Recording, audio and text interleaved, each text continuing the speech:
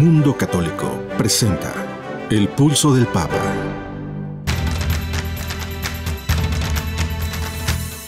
El Pulso del Papa, desde Ciudad del Vaticano. Servicios informativos de Ver y Creer. La actividad pontificia y los acontecimientos de relevancia mundial, con enlaces directos a Radio Vaticana, CENI y Vatican Information Services. El Pulso del Papa, desde Ciudad del Vaticano. Servicios informativos de Ver y Creer.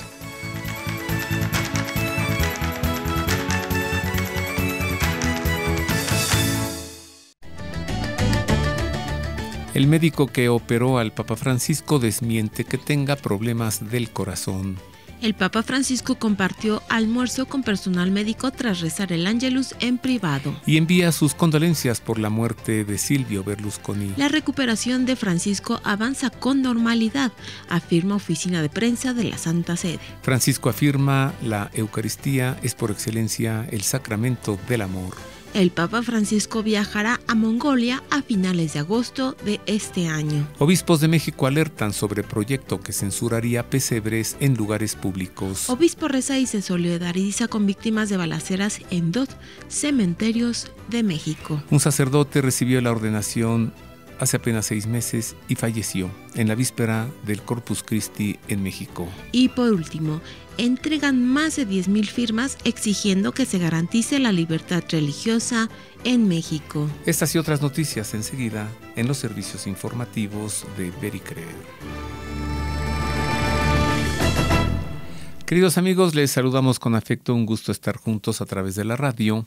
Hoy tenemos el gusto de acompañarle en los controles operativos Miguel Ángel Mejía, en la redacción Ana Guadalupe Silvestre y en las voces informativas Marisa O'Farrill y Roberto Farril, quienes con afecto les saludamos con un abrazo. Marisa, comencemos con las noticias, ¿sí? Sí, empecemos a conocer lo acontecido en la semana en el Vaticano y Europa. Sea usted bienvenido a la información.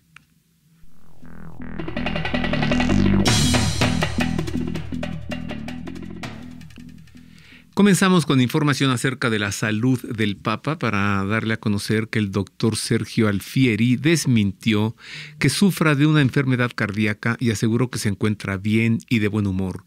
Todas las funciones cardiorrespiratorias son normales, explicó el doctor Alfieri, director del Departamento de Ciencias Médico-Quirúrgicas Abdominales, quien realizó la operación al Santo Padre por una obstrucción intestinal causada por una hernia encarcelada el pasado miércoles en el Policlínico Agostino Gemelli de Roma.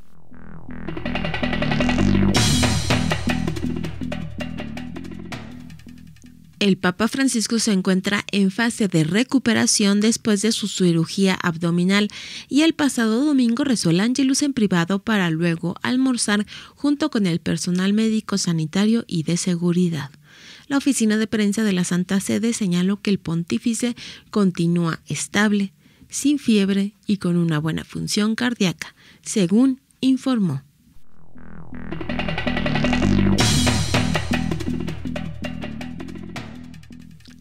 El cardenal secretario de Estado de la Santa Sede, Pietro Parolin, envió un telegrama de condolencias en nombre del Papa Francisco después de que Silvio Berlusconi, polémica figura de la política italiana, falleciera en la mañana del pasado 12 de junio a la edad de 86 años. En el mensaje difundido desde la oficina de prensa de la Santa Sede y dirigido a la hija mayor del ex senador y primer ministro, el Papa Francisco muestra su cercanía a toda la familia, asegurándole su sentida participación en el duelo por la pérdida de un protagonista de la vida política italiana.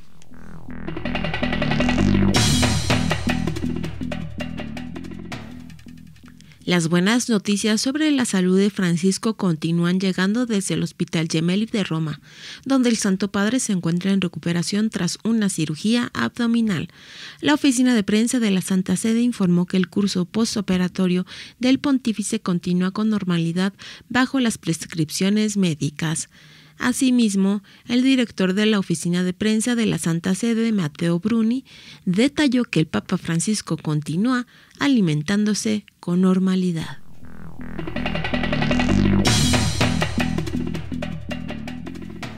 En otras noticias, en el marco de la solemnidad de Corpus Christi celebrada el pasado domingo 11 de junio, el Papa Francisco afirmó que la Eucaristía es por excelencia el sacramento del amor. Así lo declaró en un breve mensaje publicado a través de su cuenta de Twitter, donde también expuso que la Eucaristía nos llama al primado de Dios y al amor a los hermanos. Según escribió, es Cristo que se ofrece por nosotros y nos pide que hagamos lo mismo, para que nuestra vida se convierta en pan que alimenta a los hermanos.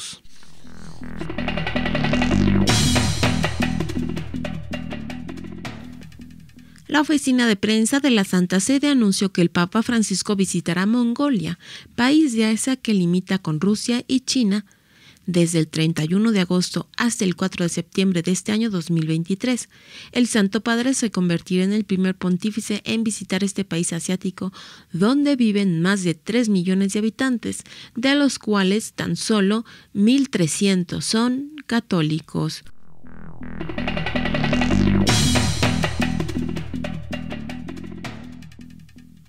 En otra información, las palabras del Papa llegan al espacio a través de un cohete que despegó en la base espacial de Vandenberg, en California, Estados Unidos. El Papa bendijo el 29 de marzo el satélite en miniatura que viaja por el espacio y que contiene un libro que documenta la histórica bendición Urbi et Orbi, realizada por el Papa el 27 de marzo del año 2020. El apodado como Satélite de la Esperanza pretende recordar el mensaje de esperanza que el pontífice envió en medio de la pandemia de COVID.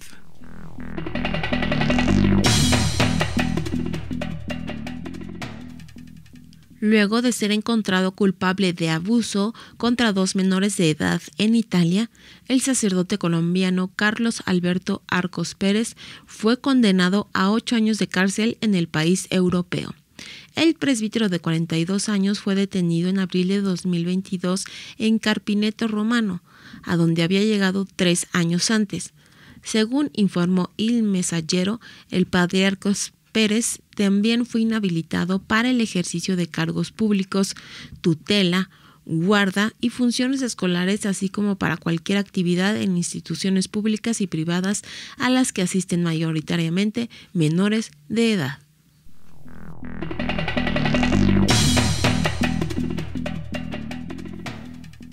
En otras noticias, el cardenal Mauro Gambetti, arcipreste de la Basílica de San Pedro, celebró un rito penitencial como acto de reparación después de que el pasado 1 de junio un hombre se desnudara sobre el altar mayor, profanando una de las iglesias más importantes. La celebración tuvo lugar en la Basílica del Vaticano y contó con la participación del cardenal Gambetti y de los canónigos del capítulo de San Pedro y algunos fieles.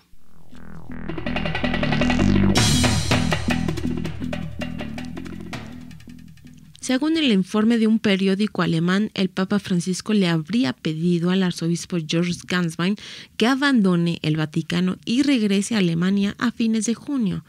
Al antiguo secretario privado del Papa Benedicto XVI se le ha solicitado que regrese a su diócesis natal de Friburgo, en el suroeste de Alemania, pero no se le ha dado ningún oficio o asignación, de acuerdo a lo reportado este viernes por el periódico Welt.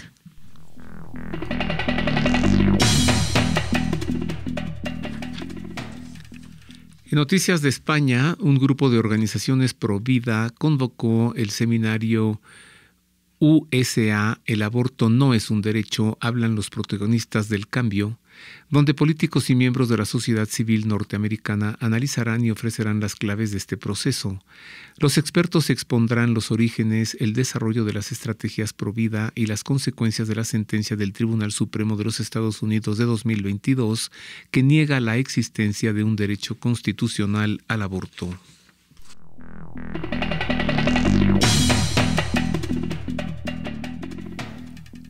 Y hasta aquí lo acontecido en la semana en el Vaticano y Europa. Más adelante no se pierda lo acontecido en América y México.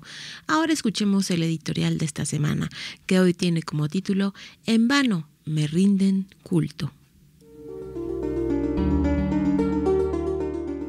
Los fariseos, la secta judaica fundamentalista que observaba de manera escrupulosa toda prescripción y ritual emanado de las tradiciones de los antiguos, fincaba su religiosidad en la observancia de las normas, pero estableciendo preceptos extremistas acusando de pecador impuro a todo aquel que no se sometiese a sus disciplinas, convirtiendo así el amor al prójimo en el desprecio de los demás, en tanto que Jesús enseñó que una manera de expresar el amor a Dios es amar a los demás. Los escribas, por su parte, estudiosos y maestros de la Escritura Sagrada, adaptaban en beneficio propio la palabra de Dios, utilizándola como medio para reprobar toda acción humana que no estuviese acorde con sus propios beneficios. Se reúnen junto a él los fariseos, así como algunos escribas venidos de Jerusalén, y al ver que algunos de sus discípulos comían con manos impuras, es decir, no lavadas, es que los fariseos y todos los judíos no comen sin haberse lavado las manos hasta el codo, aferrados a la tradición de los antiguos, y al volver de la plaza, si no se bañan, no comen. Y hay otras muchas cosas que observan por tradición, como la purificación de copas, jarros y bandejas. Por ello los fariseos y los escribas le preguntan: ¿por qué tus discípulos no viven conforme a la tradición de los antepasados, sino que comen con manos impuras? Él les dijo: bien profetizó Isaías de ustedes, hipócritas, según está escrito: este pueblo me honra con los labios, pero su corazón está lejos de mí. En vano me rinden culto, ya que enseñan doctrinas que son preceptos de hombres. Dejando el precepto de Dios, se aferran a la tradición de los hombres. Aquellos escribas se desplazaron desde Jerusalén hasta Galilea, integrando una delegación, con la encomienda de espiar a Jesús en sus dichos y en sus hechos, y de difamarlo y calumniarlo, valiéndose de la Escritura para sustentar sus ignominias. Y confabulados con los fariseos, ambos formaron una fuerza común a fin de disuadir a los discípulos de Jesús en su devoción hacia él. La prescripción de lavarse las manos constituía más un ritual de purificación que de sanidad. Antes de comer, para recibir el don de la vida que Dios entrega en los alimentos, debían purificarse a fin de evitar que lo impuro al entrar al cuerpo les hiciera quedar, a su vez, impuros ante Dios.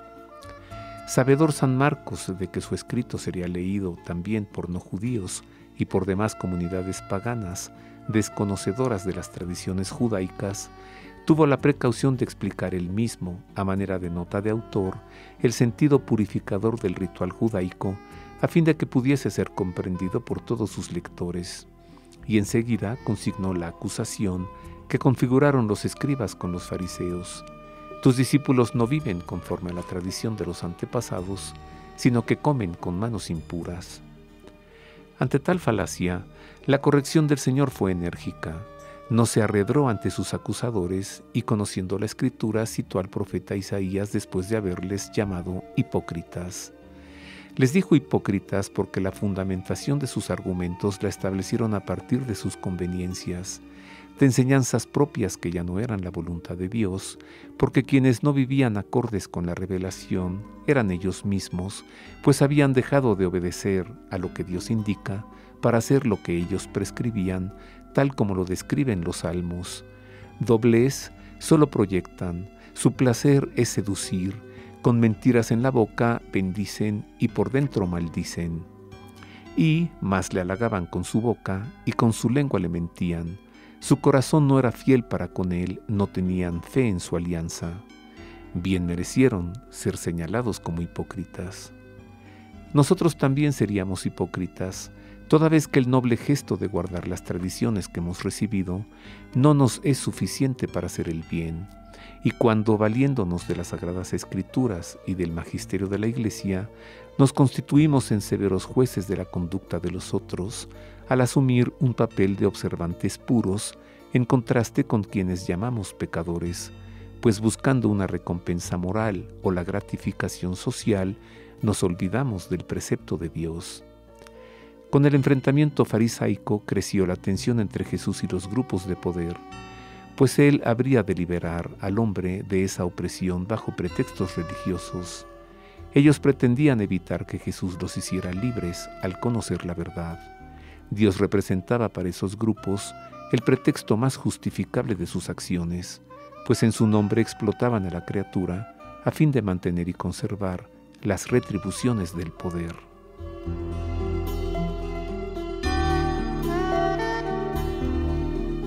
Y hasta aquí el editorial. Ahora hagamos una breve pausa comercial y regresamos con una entrevista al padre Ricardo Rodríguez con el tema de San Juan Bautista. Queremos conocer su opinión. Contáctenos en nuestro correo electrónico elpulsodelpapa@vericreer.com. Ya estamos de regreso, queridos amigos, en los servicios informativos de Ver y Creer. Y fíjese que como el próximo sábado, 24 de junio, estaremos celebrando la Natividad de San Juan Bautista, entonces quisimos presentarle hoy una serie de reflexiones en torno a la figura de este hombre que siempre está tan lleno de misterio, ¿no? El único hombre de quien Jesús dijo, no ha habido ni habrá hombre mayor que él. Me refiero entonces a San Juan Bautista, y para hablar de él recibo con afecto al padre Ricardo Rodríguez. Él es sacerdote diocesano. Bienvenido, padre Ricardo, qué gusto. Qué gusto estar aquí contigo, Roberto, qué gusto. Oye, ¿con qué comenzamos? A ver, comenzamos con... ¿Por qué la grandeza de San Juan Bautista si él siempre quiso ser tan pequeño? Sí, es efectivamente muy interesante. Jesús mismo es el que en el Evangelio le da ese título, ¿no? San Juan Bautista, el último y el más grande de los profetas. Ajá. Eso ya lo enmarca en el Antiguo Testamento. Por eso Jesús mismo va a decir también, no hay hombre más grande que San Juan Bautista. No ha nacido hombre más grande.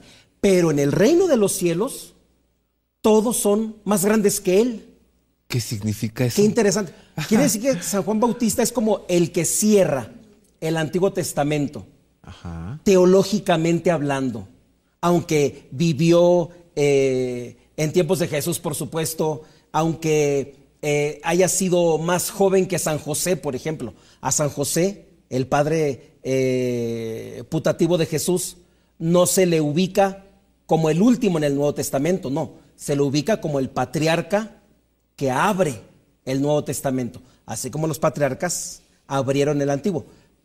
En cambio, San Juan Bautista, que es más joven, sin embargo, es el último de los profetas y en ese sentido pertenece, y él cierra con broche de oro el Antiguo Testamento, porque él es el que da paso a Jesús. Y de una vez cierra el tiempo de los profetas para que inicie el tiempo del Mesías, ¿no? Así es. Ahora, nuestro Señor barrió con todos, padre Ricardo, porque dijo, yo les aseguro que no ha habido, ¡prum!, todos, o sea, Moisés, Abraham, Isaías, no ha habido.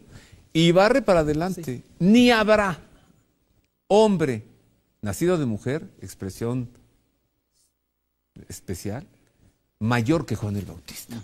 Así es. Y en el reino de los cielos Y también pues es que la grandeza de Juan el Bautista, comparado con todas estas figuras gigantes del Antiguo Testamento, es que al final de cuentas todos ellos, los patriarcas, Moisés, los jueces, los profetas, los reyes, David, que hasta la fecha son por el judaísmo tenidos como las figuras más grandes, sin embargo todos fueron, en términos de revelación, de salvación, todos fueron figura nada más del Mesías y de la salvación. Todos fueron sombra, todos fueron preparación. Juan Bautista no nada más le tocó como profeta anunciar los nuevos tiempos, sino señalarlos ya inaugurándose, cosa que a ninguno otro le tocó. Le corresponde. Y ahí está la grandeza. No es grandeza por su persona, sino grandeza por la misión. Ajá. ¿No? Ajá. A él le tocó, dice uno de los prefacios del tiempo de Adviento, Juan Bautista le tocó anunciar al Mesías y señalarlo ya presente. No nada más anunciarlo, sino decir, a este es el Cordero de Dios. Así me lo imagino yo, diciéndoles, a ver, no me estén viendo a mí, no se distraigan. Él es, miren, véanlo a él es el Cordero de Dios. Yo no, y lo dice, ¿no? Conviene que yo disminuya. Jesús dice que él crezca. Jesús dice que es Elías que estaba anunciado. Profeta Malaquías y otros textos del Antiguo Testamento mencionan que Elías va a volver. Elías fue el primero de los profetas. El profeta Elías fue el que inició el carisma profético en Israel. Y Juan el Bautista es el que lo cierra. Entonces los dos son el que abre y el que cierra. Los dos enmarcan todo el profetismo judío. Elías y San Juan Bautista. Elías y Juan Bautista. Qué dato interesante que nos da usted. Sí. Padre Ricardo, a ver, este es uno de los grandes misterios que envuelven al Bautista. Elías, arrebatado al cielo, ¿no? Llevado sin morir. Profetizado que tiene que volver antes de la manifestación del Mesías. Sabemos que antes del retorno de Cristo, Elías vendrá. O sea, antes de la parucía, también Elías vendrá, ¿no? Pero este misterio del que usted hablaba, Elías ya vino en Juan el Bautista. Yo ahí me doy. ¿Cómo puede venir en Juan el Bautista? El profeta Elías es un profeta muy importante. El profeta Elías trabajaba, digamos, en el Jordán, en las regiones del río Jordán. ¿Cuál es la importancia? Y estamos hablando del siglo X antes de Cristo. 1000 años. Exactamente. ¿Cuál es la importancia del río Jordán para el Antiguo Testamento? Es que Moisés lideró al pueblo del Éxodo hasta la tierra prometida y entraron, dice el Pentateuco, por el Jordán en una repetición de la intervención divina en el Mar Rojo. Entonces, al entrar por el Jordán, que en realidad ahí ya los dejó Moisés, Josué fue el que los hizo pasar, era una especie como de actualizar la alianza que el pueblo había hecho con el único Dios verdadero. Se establecen en Canaán, van a pasar como 200 años, 300, y el pueblo judío va a comenzar a coquetear con los dioses paganos de los pueblos vecinos. Y es cuando Elías aparece en el Jordán como escenario para que le recuerde a Israel que debe volver a la fe en el único Dios verdadero ante quien prometieron alianza antes de entrar a la tierra prometida. Entonces, 1000 años después, no es Elías el que vuelve, es la misión de Elías. Es el ministerio, el encargo de Dios, no a Elías, sino a un nuevo Elías, que es Juan el Bautista. Y entonces toma el río Jordán como escenario en alusión al Elías, que lo hacía en alusión al Mar Rojo. A Moisés. Y a Moisés, exactamente. Entonces, se trata de un volver a la alianza inicial, como un volver al amor primero. Y se vuelve al amor primero arrepintiéndose de los pecados que a ti, pueblo de Dios, te alejó de él. Fue la misión de Elías y con mayor razón fue la misión del Bautista, de Juan Bautista. Y prepara a este pueblo a que vuelva a Dios porque el Mesías está por manifestarse. Exactamente. Y Juan lo conoce desde antes de que naciera.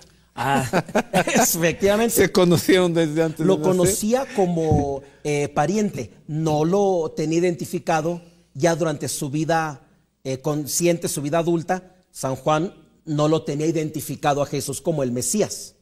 San Juan había tenido el anuncio del Espíritu Santo, aquel sobre el que me veas bajar en forma de paloma y posarme en él, ese es el Mesías. Y de hecho hay algunas tradiciones que dicen que San Juan Bautista quedó huérfano muy joven y muy joven se fue al desierto. Y entonces que pueden haber pasado muchos años, su juventud, su vida adulta, sin haber vuelto a ver a su primo. ¿No? Y cuando lo vuelve a ver es cuando ya lo ve realizándose lo que el Espíritu Santo le había anunciado. Va a verlo al Espíritu Santo bajar en forma de paloma sobre él. Y a todo esto, tal vez podemos agregar que Elías vuelve en la fuerza de la predicación de Juan, en el espíritu de fe de Juan, también. En la llamada a la conversión, que eso es fundamental. A Jesús no te le puedes acercar si no te conviertes, si no aceptas la vida que Él te ofrece, que reconócelo, no es la vida que llevas. ¿No? Bueno, hay quien dice que la predicación de nuestro Señor era la predicación de un manso cordero y que predicaba con mansedumbre. Incluso alguna vez por ahí leí y ante las autoridades del templo parecía cordero entre lobos. Nuestro Señor, ¿eh? En cambio, la predicación de Juan era como un trueno. ¿Qué decir con esto? ¿Qué decirle a estos? Muchas veces se ha querido enfatizar mucho esa diferencia, como dando a entender que el Antiguo Testamento y los truenos y los relámpagos y la predicación de fuego purificador de los profetas del Antiguo Testamento, comenzando con Elías, San Juan Bautista lo repite. En cambio, Jesús cambia de técnicas y él es manso y humilde y todo así casi con los ojos entornados. Hay que tener en cuenta que es el mismo Señor, el mismo y único Dios verdadero, el que actúa en San Juan Bautista y en Jesús. Claro. Hay una trampa. Y quien habla en San Juan Bautista y quien habla en Jesús es el mismo Dios. Es el mismo y único Dios verdadero. Hay una trampita ahí como queriendo decir, es que ahora todo es amor y todo es bondad y todo es misericordia. No, es querer hacer un evangelio a la medida. Y también es falsa misericordia, Padre. Exactamente. Porque la misericordia no sustituye a la justicia. Además, Jesús le dijo a Herodes zorro, le dijo a los escribas y fariseos sepulcros blanqueados. Raza de víboras. O sea, Jesús tampoco era así como hermanita de la caridad en todo lo que decía. No, Jesús tiene mucha firmeza en las palabras que dice. El que crea en el Hijo del Hombre se salvará, el que no será condenado. Entonces, hay una falsa impresión en eso de que son dos métodos diferentes. No. Dios nos habla siempre, a veces de forma fuerte, a veces de forma suave, pero a las dos hay que ponerles atención. ¿Quién que parezca un cordero entre lobos le va a decir a los lobos, quien no cree en mí, no cree en esta vida ni en la otra?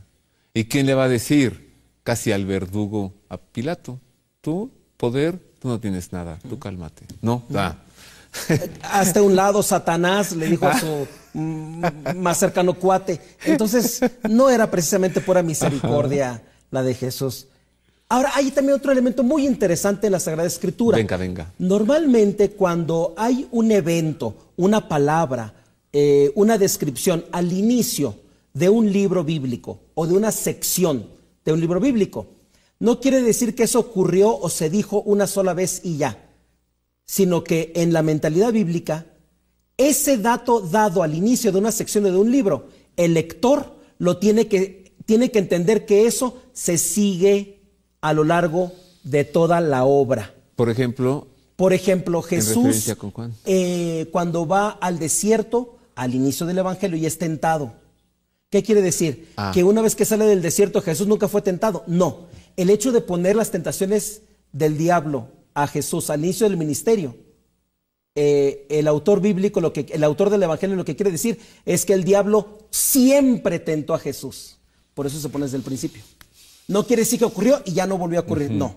Entonces, cuando San Juan Bautista aparece con su predicación de purificación, de conversión al inicio, quiere decir que el lector o el oyente del Evangelio tiene que seguir trayendo ese mensaje de conversión en su corazón a lo largo de toda la lectura del Evangelio. Entonces, cuando aparece Jesús hablando con misericordia, no significa que hay que anular lo dicho antes, sino que al mensaje de purificación, súmale. Se le suma. Es además de... Entonces ya caminan los dos. No es que hay que ver uno y luego el otro. No es uno en lugar del otro.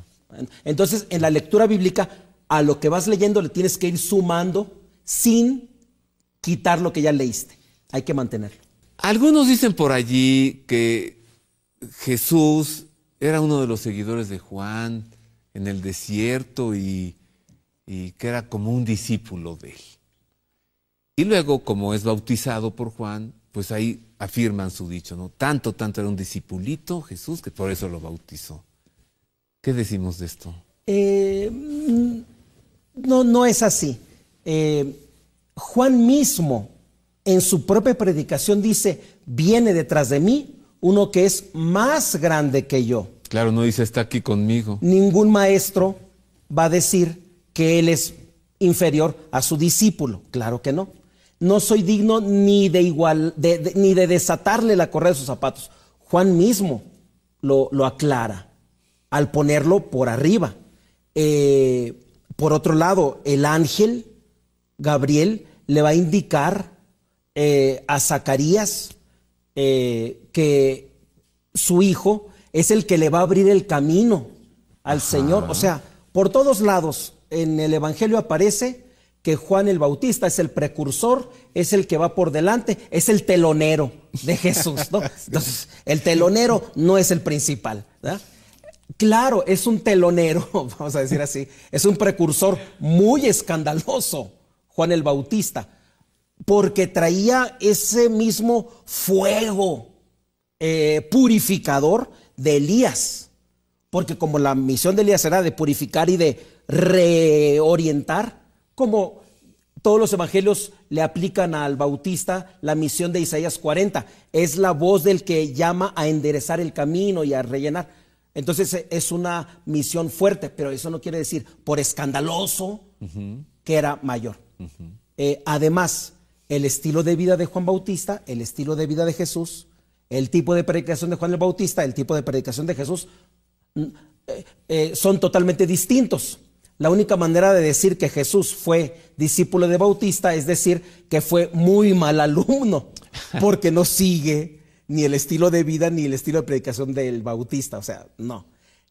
Y además el Evangelio dice que Jesús bajó de Galilea al Jordán para ser bautizado. O sea, que no estaba Jesús ahí. No formaba parte de los seguidores ahí de Juan. Exactamente. Entonces son de esas cosas que quieren a fuerzas sacar una conclusión que los evangelios no dan pie para eso. ¿Cuál sería la intención? Como disminuir la figura de Jesús. Si hay algunos que dicen que ahora ya dicen que no murió en la cruz, exacto, que no existió, bueno, pues entonces vamos a ponerlo de discipulito de Juan, ¿no? Son todas estas corrientes que quieren decir, por ejemplo, que resulta ahora que Jesús dejó de vicaria a María Magdalena y luego llegó Pedro y le arrebató la estafeta. Pues no, son lecturas modernas, sí, con agendas de separación consciente de lo que la iglesia ha enseñado siempre. Entonces, y como son muy novedosas, pues... Y como hay también, con respeto, hay ignorancia, pues cualquiera las compra, ¿no? Dice, exactamente. Así fue. Gracias, Padre Ricardo, Dios te guarde. Dios te bendiga, Dios los bendiga. Muchas gracias. Pues ahí está, queridos amigos, todo lo que hoy hemos podido conversar acerca de San Juan Bautista con el Padre Ricardo Rodríguez. Hago una pausa, regreso con noticias de América y de México y regreso también para conocer más de San Juan Bautista. Haga suyo este espacio. Le invitamos a enviar sus sugerencias y opiniones a nuestro correo electrónico elpulsodelpapa@vericreer.com. Y continuamos con más de los servicios informativos de Ver y Creer. Pues ya me quedé picado después de la plática con el Padre Ricardo Rodríguez acerca de San Juan Bautista. Por eso, Marisa, te pido, platícanos de él, ¿no? Muéstranos su hagiografía. Era hijo de Zacarías y Elizabeth. Juan el Bautista fue un predicador y asceta judío, considerado como profeta por 4 religiones: el cristianismo, el islam, mandeísmo y la fe Bahá'í. Según el Evangelio de Lucas, Juan comenzó a predicar y a bautizar en el desierto en el año 15 del imperio del emperador Tiberio, cuando Poncio Pilato gobernaba Judea y cuando Herodes era tetrarca de Galilea. El ministerio general de Juan era la predicación y bautismo para la conversión del pueblo. Según los evangelios, bautizó también a Jesús en el río Jordán y lo reconoció como el Mesías. Poco después, antes de la muerte de Jesús, fue encarcelado, aunque se ignora cuánto tiempo pasó en la cárcel. Juan dudó de Jesucristo a pesar de haberle reconocido como el Cordero de Dios, ya que estando en la cárcel envió mensajeros para asegurarse de que Jesús era realmente el Mesías esperado. Este hecho es relatado en el Evangelio de Mateo, versículo 11, 2, 4. Lo narra así: y al oír Juan en la cárcel los hechos de Cristo, le envió 2 de sus discípulos para preguntarle: ¿eres tú aquel que había de venir o esperaremos a otro? Respondiendo Jesús le dijo: id y haced saber a Juan las cosas que oís y veis. Juan el Bautista es considerado por Jesús como el más grande entre los hombres, aunque el más chico en el reino de los cielos es mayor que él. Mientras Juan el Bautista se encontraba preso, aconteció el cumpleaños de Herodes Antipas, el cual celebró con un gran banquete. Al final de este entró Salomé, la hija de Herodías, la esposa ilegítima del rey, y bailó en presencia de todos, de forma que agradó mucho a los invitados y principalmente al propio Herodes. Entusiasmado Herodes le dijo: pídeme lo que quieras y te lo daré, aunque sea la mitad de mi reino. A lo que Salomé respondió: quiero la cabeza del Bautista. Este dato es mencionado en los evangelios de Marco y Mateo. La Iglesia Católica celebra a San Juan Bautista el 24 de junio. El 29 de agosto es la conmemoración de San Juan degollado. Este santo es el más celebrado de Europa, siendo patrón de varias ciudades del viejo continente.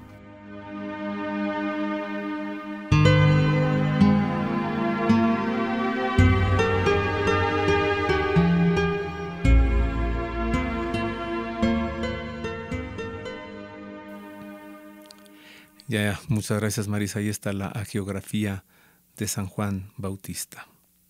Vamos ahora a conocer noticias de los acontecimientos ocurridos en México y en el continente americano, así que nuevamente sea usted bienvenido a la información.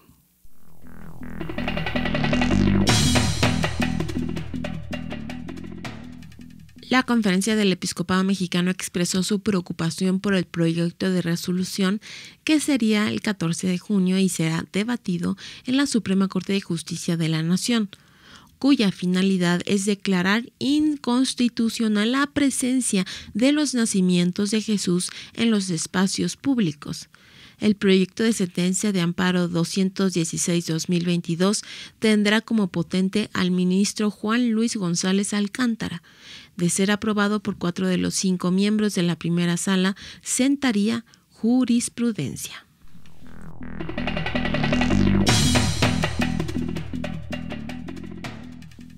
En más de México, el pasado fin de semana, Monseñor Ramón Castro Castro, obispo de Cuernavaca y secretario general de la Conferencia del Episcopado Mexicano, ofreció su solidaridad y oraciones por las 4 personas asesinadas y por otras tantas heridas en 2 balaceras que ocurrieron en cementerios de México.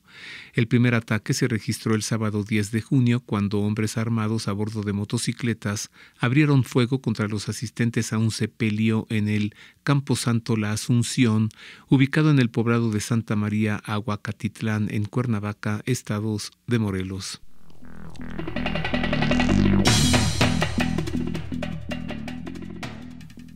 Un sacerdote ordenado el 23 de diciembre de 2022, hace casi 6 meses, falleció el fin de semana en un accidente de tránsito en la víspera de la solemnidad del Corpus Christi. Así lo informó Monseñor Pedro Pablo Elizondo Cárdenas, obispo de Cancún, Chetumal, en un comunicado publicado el sábado 10 de junio. Ante la dolorosa partida a la casa del padre de nuestro querido hermano sacerdote Carlos Manuel Anaya Mejía, hago llegar mi más sentido pésame y condolencias a su mamá, a sus hermanos, a sus familiares y a todos sus hermanos sacerdotes de esta diócesis, escribió el obispo.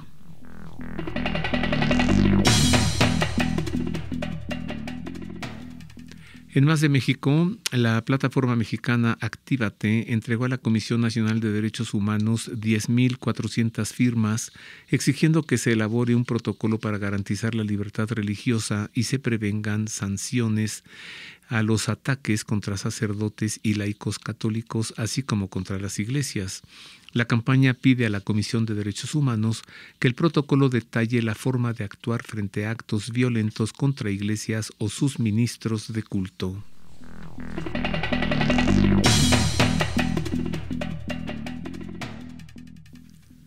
El párroco de una iglesia que recibió cientos de impactos de balas tras un enfrentamiento armado en el estado de Chihuahua, en el norte de México, hizo un fuerte llamado a los criminales a escuchar la voz de Dios, ya que conviertan sus armas en arados para labrar la tierra en instrumentos para cantar y alegrar. En una carta compartida a la agencia informativa Así Prensa, el padre Enrique Urzúa, párroco de la Catedral de Nuestra Señora de Guadalupe en Huachocchí, en la diócesis de Tarahumara, se dirigió a los criminales que se habían enfrentado en el cercano poblado de Santa Anita y que provocan sufrimiento y muerte.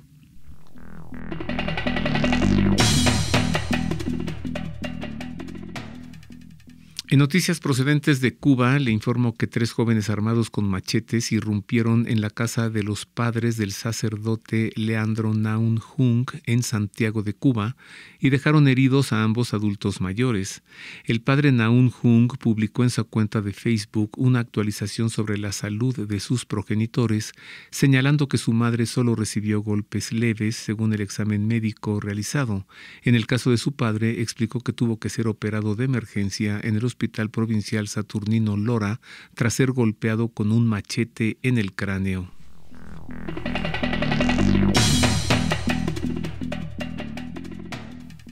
Monseñor Silvio Báez, obispo auxiliar de Managua, Nicaragua, denunció desde el exilio que el portal católico español Religión Digital pretende defender a una dictadura criminal con una publicación falsa, tendenciosa y ofensiva, no solo para la Iglesia de Nicaragua, sino para el pueblo nicaragüense.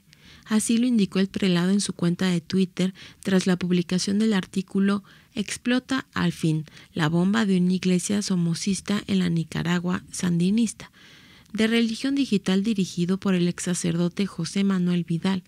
Con la palabra somocista se hace referencia a la dictadura de Anastasio Somoza de la década de 1970, con quien el dictador Daniel Ortega suele vincular a los obispos católicos de Nicaragua cuando arremete contra la Iglesia en sus alocuciones.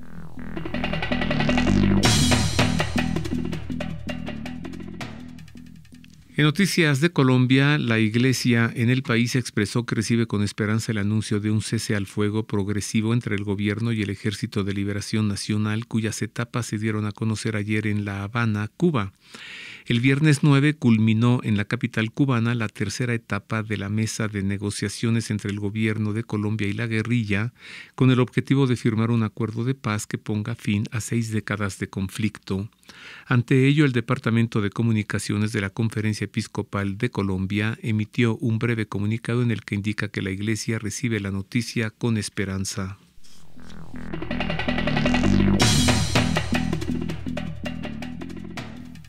El presidente de la Conferencia Episcopal de Colombia, Monseñor Luis José Rueda, expresó la alegría de la Iglesia en el país por el hallazgo el pasado miércoles de los 4 niños indígenas que durante 40 días estuvieron extraviados en la selva, luego de sobrevivir a un accidente aéreo. Con inmensa alegría recibimos la noticia del hallazgo de los niños que estaban extraviados en la selva después del accidente aéreo sufrido el 1 de mayo, expresó el prelado.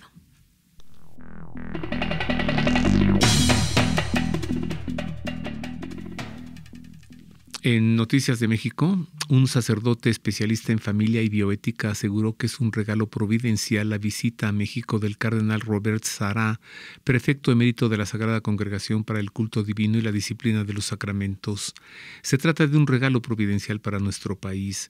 El cardenal Sará actualmente está retirado, sin embargo ha dedicado esta etapa de su vida a hacer una gran catequesis por el mundo como un verdadero misionero, especialmente confirmándonos a nosotros los sacerdotes en la fe y en el empeño ministerial. Así lo dijo el padre José Guillermo Gutiérrez Fernández, director del Centro de Estudios de Familia, Bioética y Sociedad de la Universidad Pontificia de México.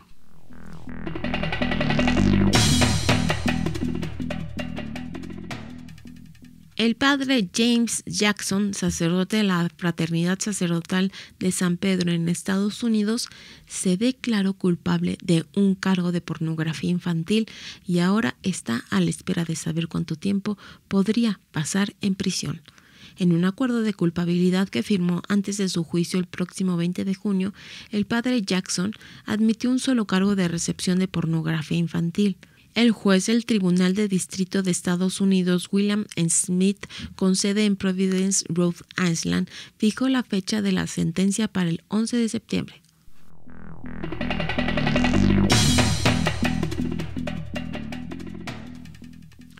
En noticias de Argentina, le informo que la Arquidiócesis de Santa Fe anunció que estudiará el caso de una imagen de la Virgen Dolorosa que, según los fieles de una parroquia, habría derramado lágrimas.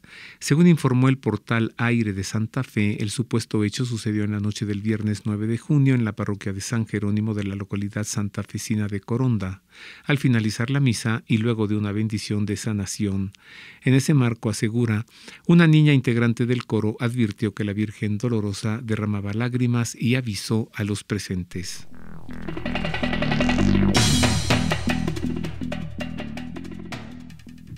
Y hasta aquí lo acontecido en América y México. Y hasta aquí terminan las noticias. Usted ha quedado debidamente informado. Y hasta aquí termina nuestro programa. Muchas gracias por habernos escuchado en otra emisión más de El Pulso del Papa. Feliz Día del Padre. Nos escuchamos la otra semana. Y en las voces informativas estuvimos Marisa O'Farrill y Roberto O'Farrill, pues quienes le agradecemos mucho el favor de su atención. Gracias por habernos acompañado.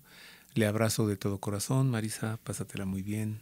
Gracias, Roberto, igualmente. Y le dejamos con la bendición del Santo Padre. Feliz Día del Padre.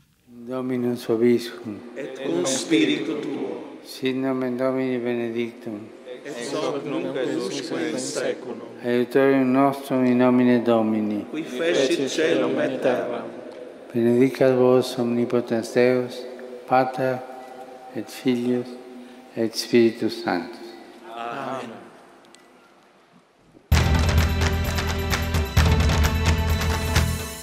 El Pulso del Papa, desde Ciudad del Vaticano.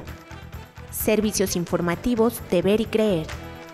La actividad pontificia y los acontecimientos de relevancia mundial, con enlaces directos a Radio Vaticana, Zenith y Vatican Information Services.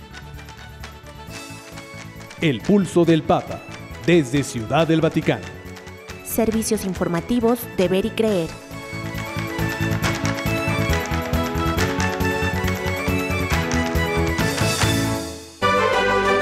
Mundo Católico presenta El Pulso del Papa.